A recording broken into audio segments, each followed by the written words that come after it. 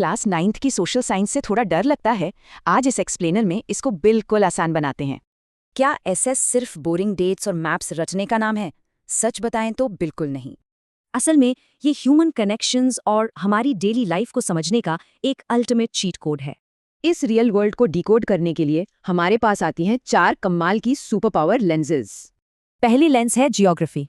ये सिर्फ मैप्स नहीं, बल्कि हमारे एनवायरनमेंट, क्लाइमेट और रिसोर्सेज की पूरी कहानी है। दूसरी है हिस्ट्री। ये हमें समझाती है कि आज हमारी मॉडर्न सोसाइटी ऐसी क्यों दिखती और काम करती है। पॉलिटिकल साइंस राइट्स, रूल्स और डेमोक्रेटिक पावर के बारे में है। पार्लियामेंट इसका एक बहुत बड़ा उदाहरण है। और इकोनॉमिक्स, ये जॉब्स, मार्केट्स और हमारी फैमिलीज के डेली फाइनेंशियल चॉइसेस की रियलिटी को समझाता है। अब जरा सोचिए, क्या रियल लाइफ में ये चारों सब्जेक्ट्स बिल्कुल अलग अलग काम करते हैं? बिल्कुल नहीं। एक फ्लड को ही लीजिए, वहाँ ज्योग्राफी, इकोनॉमिक्स और पॉलिटिकल साइंस मिलकर प्रॉब्लम को समझते हैं। ये सब्जेक्ट सिर्फ फैक्ट्स नहीं, बल्कि सोसाइटी में शांति से एक साथ जीने की इंपॉर्टेंट वैल्यूज भी सिखाता है। जैसे इंडिया की डाइवर्सिटी, अलग कल्चर्स को अपनाने से भाईचारा बढ़ता है और स्टीरियोटाइप्स खत्म होते हैं। यहाँ इक्विटी का सीधा मतलब है सबको एक जैसा नहीं, बल्कि उनकी जरूरत के हिसाब से सही सपोर्ट देना।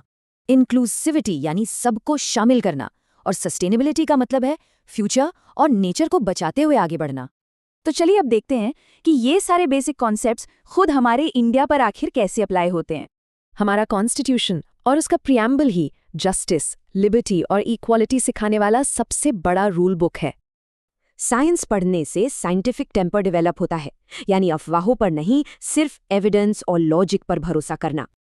और गांव की लोकल गवर्नमेंट से लेकर वोटिंग सिस्टम तक डिसीजन मेकिंग पावर सीधे आम नागरिक के हाथों में आती है।